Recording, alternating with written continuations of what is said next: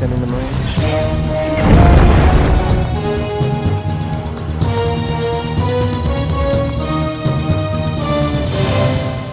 Hola, ¿qué tal? ¿Cómo les va? Bienvenidos a esta Aldea Global Semanal. Realmente es un gusto encontrarnos con ustedes, como siempre, cada 7 días y por supuesto cada una de las repeticiones que nos permiten llegar a sus hogares y también al mundo a través de Internet, donde ya más de 40 países son los que siguen esta emisión de carácter semanal de un resumen internacional hecho aquí en Sudamérica y en la República Argentina.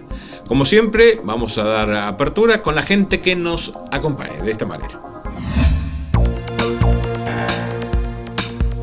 Auspician esta aldea global semanal RGB Lighting System, Organización de Imonaz, Negocios Inmobiliarios, Bodegas Bullies-Hermen, Hotel Olimazú, Ascensores Alfonso, Transportes Premat, Sociedad Anónima, Quincho Campo Adentro,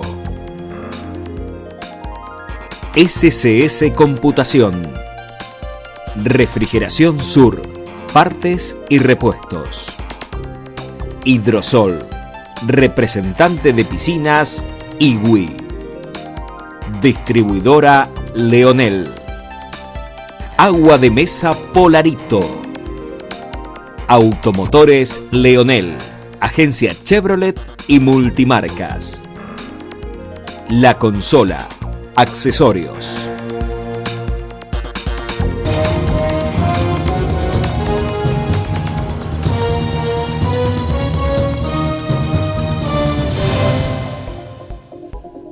Uno de los temas, por cierto, a nivel internacional y que Estados Unidos ha llamado a la alerta a sus conciudadanos en el exterior y también a sus sedes diplomáticas fue el cierre, recordemos, de 19 embajadas. Hace algunos días hubo una reapertura de 18 de ellas, pasada la alerta general que dio Estados Unidos, pero una sede diplomática aún sigue cerrada, la de Yemen.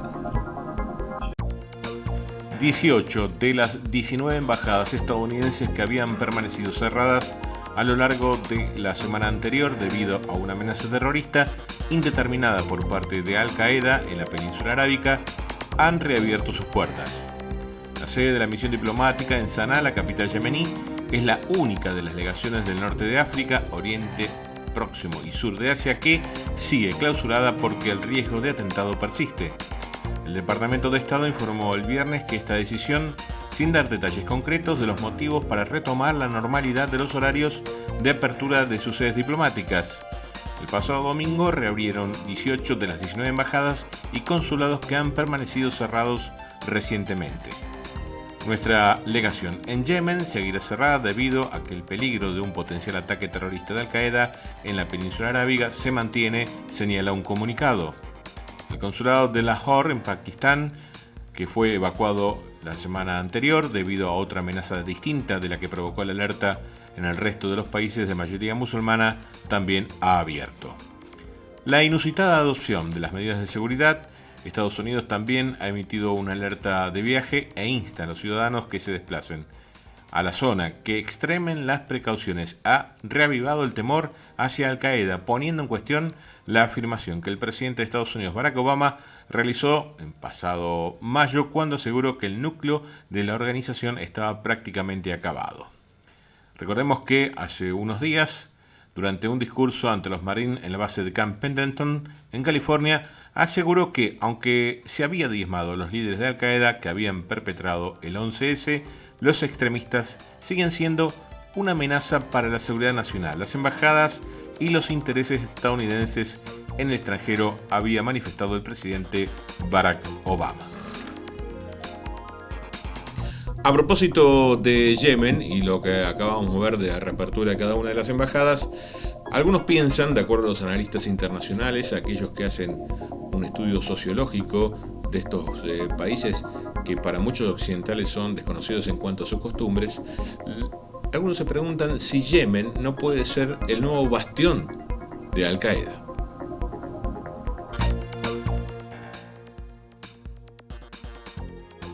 Un gobierno débil, un país seccionado en tribus locales y enfrentadas entre sí, y una nueva generación de líderes criada bajo la vieja guardia talibán, pero con la suficiente capacidad como para aprender de los errores y adaptar al yihadismo a las condiciones de Yemen. Son las claves que explican por qué el AQPA, este grupo terrorista, se ha convertido en una célula más resistente y mejor organizada del movimiento. El AQPA es más que exitosa porque, en lugar de globalizar la yihad, la ha focalizado, volviéndola local. Esto lo dijo Christopher Swift, profesor adjunto de Estudios de Seguridad Nacional en la Universidad de Georgetown, y que ha pasado varios años en Yemen estudiando la idiosincrasia de su tribu local. A imagen y semejanza de lo que hicieron los talibanes en Afganistán, la red en Yemen ha ido penetrando de manera gradual en las tribus locales, tejiendo una red de alianzas y dependencias entre sus habitantes y labrándose la fidelidad del líder. Esta dependencia les hace más fácil reclutar militantes y recabar apoyos, y les hace más complicado al gobierno yemení disociar a Al-Qaeda de las comunidades. Tras su evasión de una cárcel yemení en el año 2006, el secretario de Osama, Buhaisi, tuvo tiempo de observar cómo iban desintegrando la cúpula de Al-Qaeda en Pakistán y Afganistán, lastrada por los ataques con drones y el fracaso de otras células como la iraquí. El antiguo secretario de Osama, que antaño había hecho llamamientos para luchar de manera global contra los infieles en el escenario de Irak o Afganistán, se dio cuenta de la importancia de regionalizar la yihad en lugar de extenderla al extranjero. Y seguimos en los Estados Unidos, o los temas relacionados con los Estados Unidos que están vinculados a la transparencia de datos o la datos que recaba este país de los ciudadanos estadounidenses y también de otros países para salvaguardar su seguridad nacional. Hubo muchas disputas y discusiones en cuanto a los métodos que elabora Estados Unidos para esto. Por eso el presidente Barack Obama dijo que ahora a los tratamientos de la recopilación de datos en todo el mundo se le va a dar una transparencia para que el público se sepa cómo se realiza.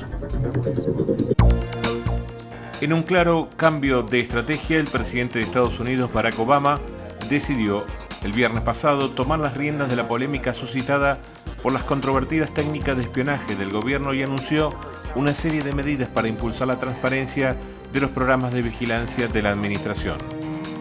A punto de iniciar sus vacaciones estivales y atrapado en la obstrucción del Congreso y los múltiples frentes abiertos en el ámbito internacional, Obama, después de 3 meses, dio una conferencia de prensa para responder a las cuestiones que han enturbiado los primeros compases del segundo mandato y lo han obligado a apearse a su agenda política con un claro resentimiento de popularidad en los niveles más bajos desde noviembre del 2011. Dado el historial de abusos del gobierno, creo que es legítimo cuestionar los programas de vigilancia, comentó Obama. El mandatario anunció una revisión de la ley patriótica, una reforma del Tribunal de Supervisión de Inteligencia Extranjera, el organismo secreto que autoriza la captación de datos o la creación de un equipo independiente que analice la tecnología empleada por las agencias de inteligencia. No basta con que el presidente tenga confianza en la legalidad de estos programas. Es necesario, dijo Obama, que el pueblo estadounidense también la tenga. Bien, ahora nos trasladamos hacia Irak, donde es noticia por la cantidad de atentados de coche bomba que se ha dado en el último tiempo sobre poblaciones chiíes. Los atentados, que fueron más de 12, tanto en Bagdad como en otras ciudades importantes, han dejado un saldo ya más de 78 muertos.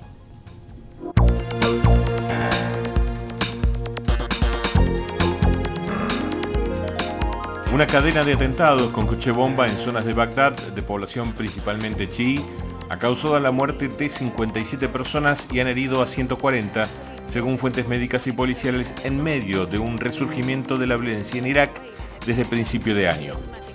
Apenas un día después del fin del Ramadán, un sangriento de los últimos años en Irak, la oleada de atentados se ha extendido a otras ciudades del país de mayoría chií, como Kerbala o Nasiriyah, o Tuzkurmato en el norte, elevando la cifra total de muertos hasta 78.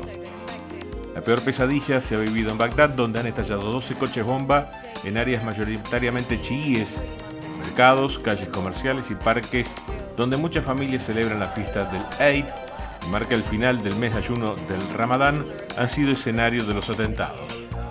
Un total de 57 personas han muerto en las explosiones de la capital, mientras que unos 150 han resultado heridos.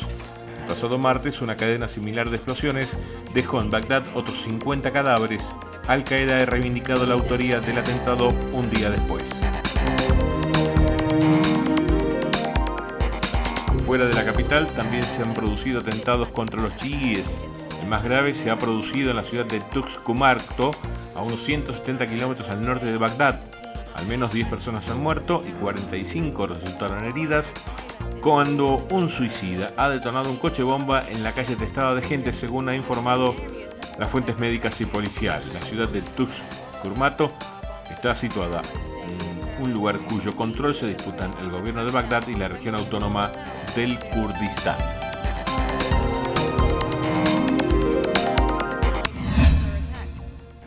Hacemos una breve pausa en esta aldea global semanal. En instantes retornamos, ya volvemos.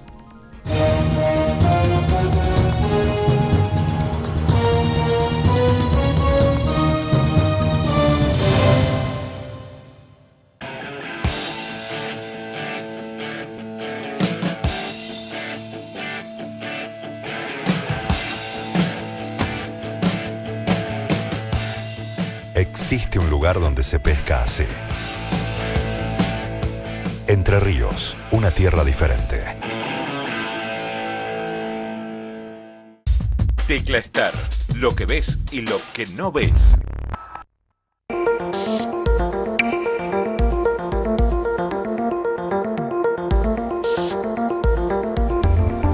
Wigner, el mejor clima siempre.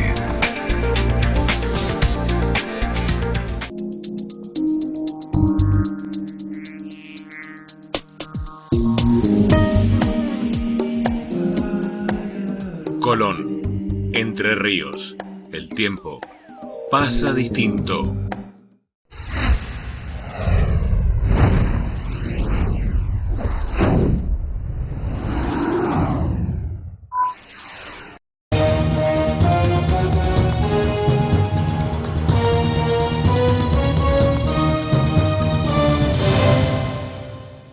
Laszlo Tsántari. ¿Quién era este señor de 98 años?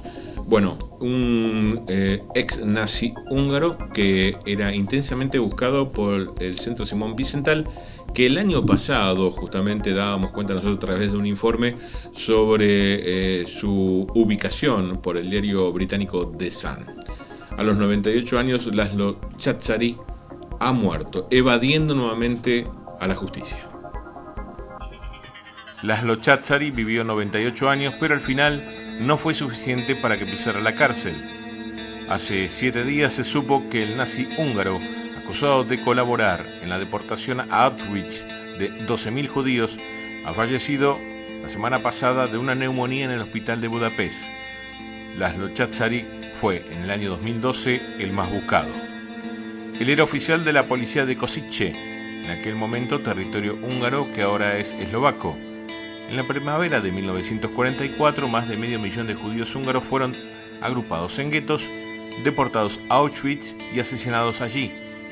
Cuando acabó la Segunda Guerra Mundial, Tsántari fue condenado a muerte en rebeldía en 1948 en la entonces Checoslovaquia, pero él ya había emigrado a Canadá con otra identidad. Allí vivió como marchante de arte hasta 1997. Ese año fue descubierto y se le retiró la nacionalidad y regresó a Hungría, a Budapest, donde vivió tranquilamente con el nombre real hasta que el verano pasado, cuando el tabloide británico The Sun dio con él. En septiembre del año 2012, el Centro Simón Wiesenthal ya había alertado a la Fiscalía húngara del paradero del nazi y había remitido pruebas de su implicación en el Holocausto. En julio del año pasado fue detenido. Estaba en arresto domiciliario a la espera del juicio que nunca llegó. A propósito de Laszlo Tsatsari, lo que nosotros señalábamos el año anterior en el informe que le habíamos elaborado sobre la búsqueda de nazis. Laszlo Tsatsari, era el más buscado y el diario The Sun lo había encontrado en este informe que solo detallamos de esta manera. Hungría. Atrapan al nazi más buscado.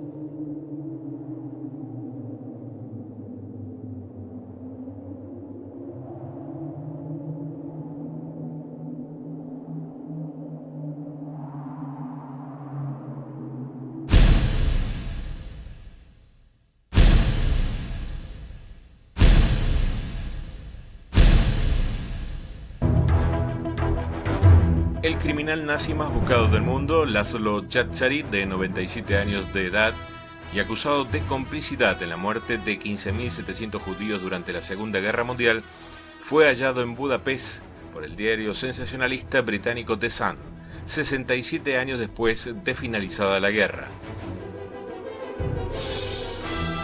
La confirmación del hallazgo fue anunciada por el director del Centro Wiesenthal en Israel.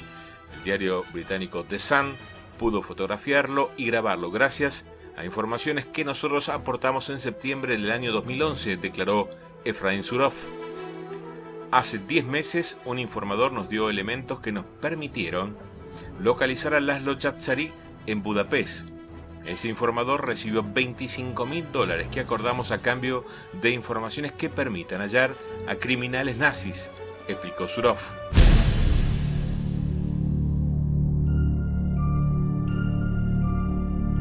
Laszlo Tsatsari, de 97 años, fue comandante de la policía a cargo de un gueto judío en Kassa, Hungría, durante la Segunda Guerra Mundial. Huyó de Kassa después de la victoria de los aliados y fue condenado a muerte por crímenes de guerra en su ausencia en Checoslovaquia en 1948. Tsatsari creó una nueva identidad y apareció como un comerciante de arte en Canadá.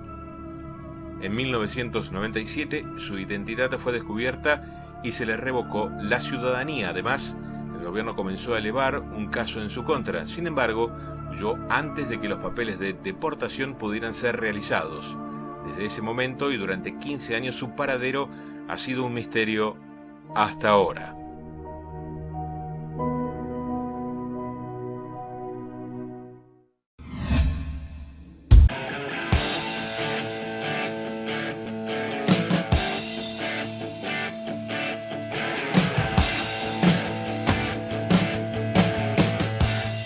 Existe un lugar donde se pesca así. Entre Ríos, una tierra diferente. Tecla Star, lo que ves y lo que no ves.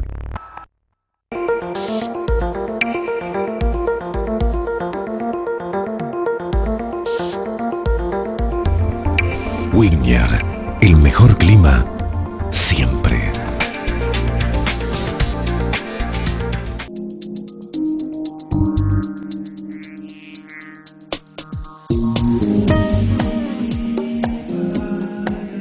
Colón, Entre Ríos, el tiempo pasa distinto.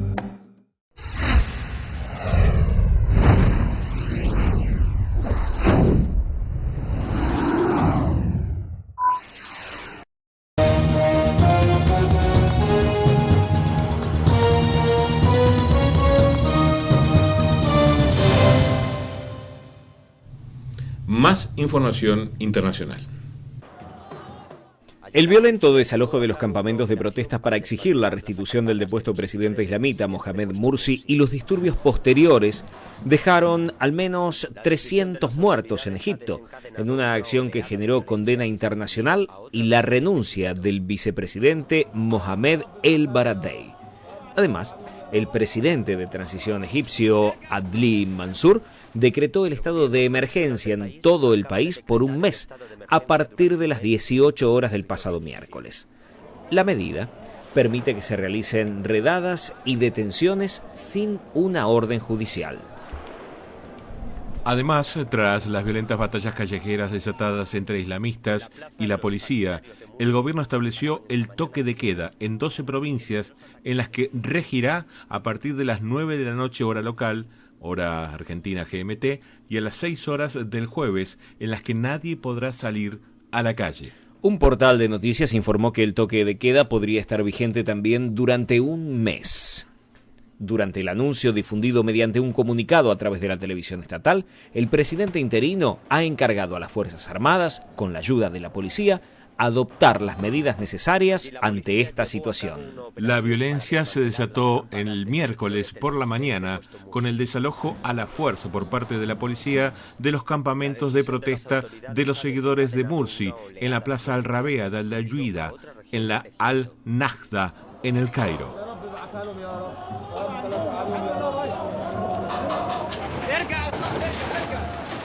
Más información del exterior.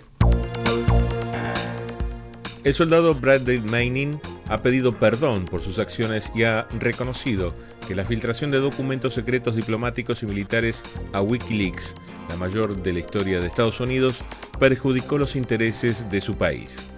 Su declaración el pasado miércoles en la base militar de Fort Meade fue la primera que realizaba desde el pasado mes de junio se iniciara justamente el proceso, y con ella el soldado pretende obtener clemencia de la juez militar encargada del caso para rebajar su condena.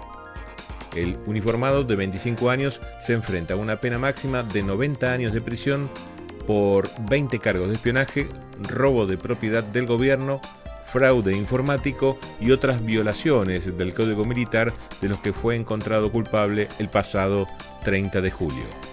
La magistrada Denise Lynn lo absolvió del delito más grave que pesaba sobre él, el de ayuda al enemigo que acarreaba la cadena perpetua. Bien, hasta aquí llegamos en esta aldea global semanal. Hasta aquí llegamos con este resumen internacional que le ofrecemos cada 7 días. Agradecemos a aquellos que gentilmente nos mandan correos electrónicos de distintas partes del mundo a través de aldeaglobal@gmail.com, o también a la gente que ingresa a nuestro portal www.aldeaglobalsemanal.com.ar. También agradecemos a aquellos países que nos siguen habitualmente y aquellas reproducciones que se hacen en todo el país a través de las distintas plataformas de este resumen internacional. Por su compañía, que sigan bien. Muchas gracias.